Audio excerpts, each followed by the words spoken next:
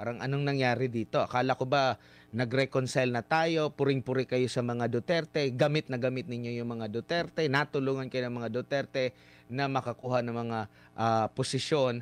Kung ano yung mga posisyon nakuha ninyo ngayon, attorney, anong nakikita mo rito? Well, hindi ito nakakagulat kasi ang alam natin ang mga Nograles are political turncoats anyway.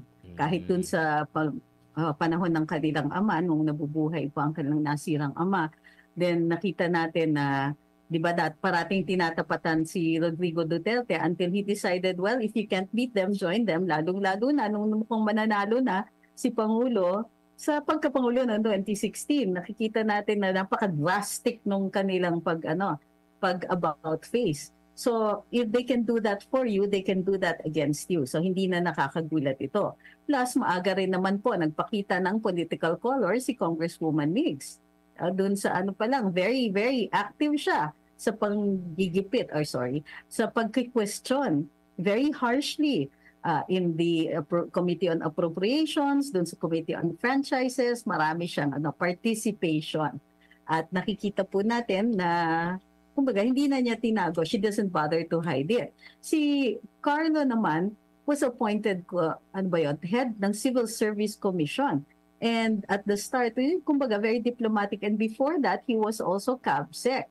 So nakikita natin, nagmamakinate sila. They moved, nagulat ang lahat talaga. Kahit nung I remember, na nung na-appoint na cabinet secretary na CABSEC, itong si Carlo Nograles, nagtaka ako, wait, how did he come to deserve this? Kasi ang finifill-in niya na position used to be occupied by CABSEC June Evasco. Kung nakikita natin kung bakit siya nandun, matagal na siyang kasama ni Mayor Duterte noon, matagal na silang magkaibigan, and has organizational skills that he learned from his time with the left. So, dito with Carlo, who is primarily a politician, nakakagulat na naging CABSEC siya. And then later on, nag-machinate to get into a position para tuloy-tuloy yung kanyang serbisyo.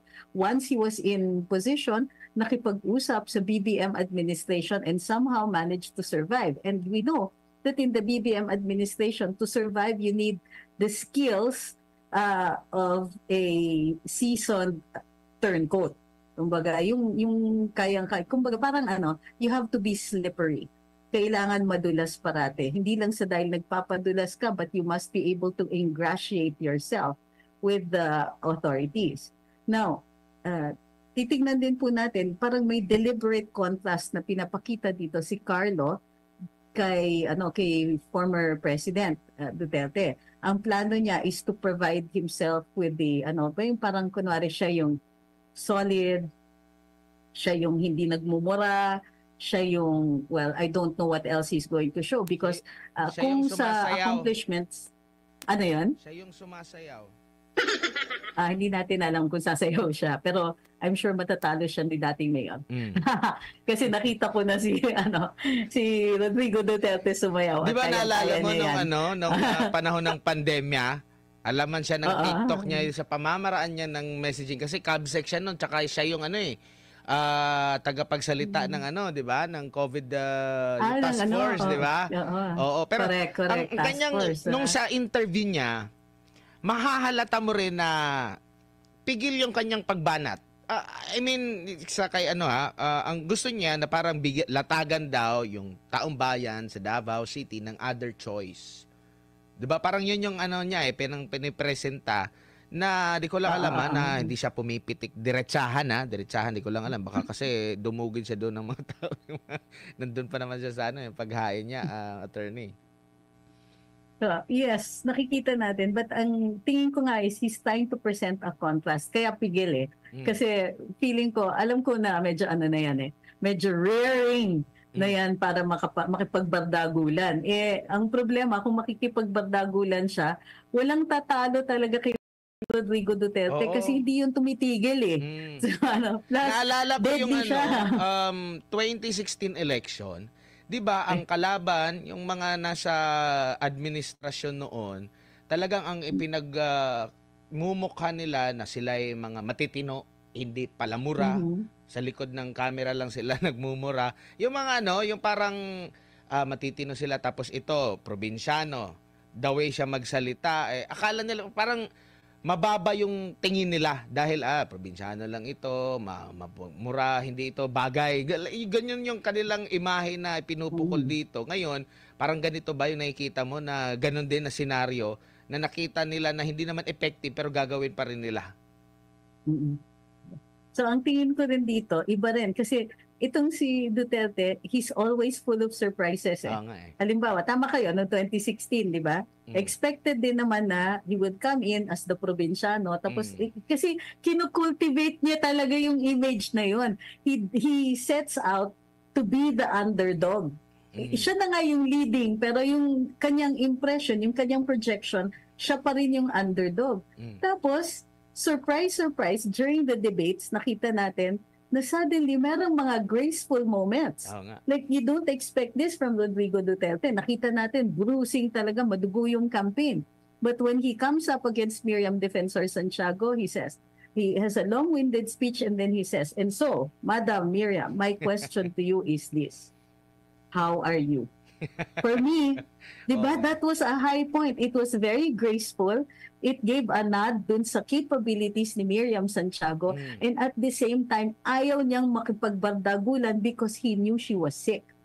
So he wasn't intending it to be a bruising campaign. He was even willing to give her all the points for this particular debate.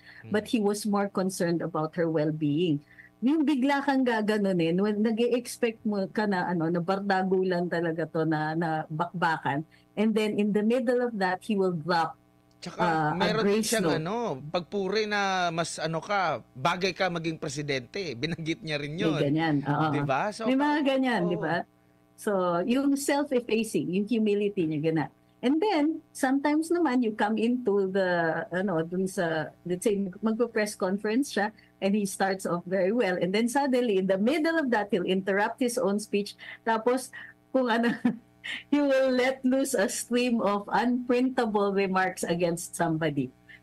At hindi rin siya binangga ng mga Duterte. I mean, mismong mga Duterte ang bumangga sa kanya. Hindi. Merong kandidato ang mga Duterte pero hindi yung apelidong Duterte. So first time talaga na magkaroon siya ng mababangga na mga Duterte at Nograles. Pero ang tanong ko, meron bang possible na mawala sa mundo ng politika after na itong 2025? Kumbaga, matatalo na mabubura sila dahil makukuha nila yung Meron ka bang nakikitang ganyan?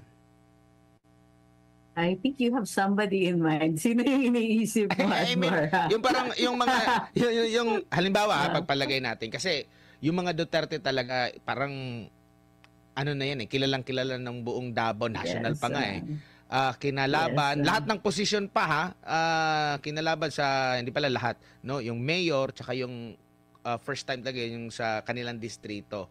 Possible ba, meron ka ba nakikita na maaring mabura sila itong mga Nograles after nitong 2025?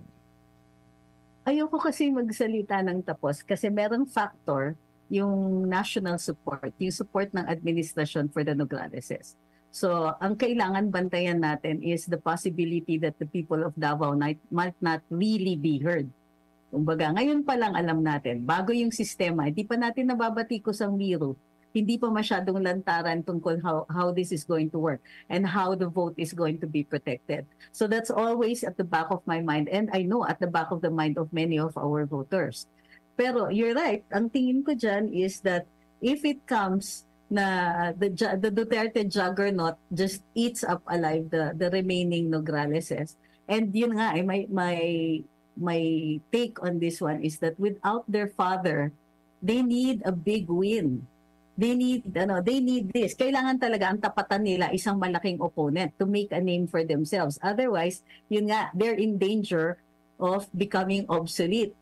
Pagka na-reestablish, pagka the Dutertes expectedly win, then saan sila pupulutin? I think that's that more like instead of mabura, pero actually mahirapan tayong mahanap kung saan sila pupulutin. I don't doubt that Carlo Nograles or even Migs will try to, palampasin nila yung 1-year period at maniningil na, we've been very good soldiers of this administration. Baka naman meron kaming pwesto pwede dyan. And you know naman, this administration, unpredictable sila sa kanilang mga appointments. So I think that they will try to survive, but it will be very, very difficult in this election. Tama kayo eh. This is, alam mo yan, do or die. If they have to win, wala silang choice. They have to win. They have to win at least one, isang kandidato nila. Ang pinakamalaking taya dyan is, well, of course si Carlo, because it's the old man he's up against. Pero ako, ang tingin ko sa mga ginawa ng administration dito kay Congressman Pulong, he has a clear underdog image. And you know how Filipinos love underdogs. So kawawa talaga ang mga kalaban nila. Pero nakikita mo ba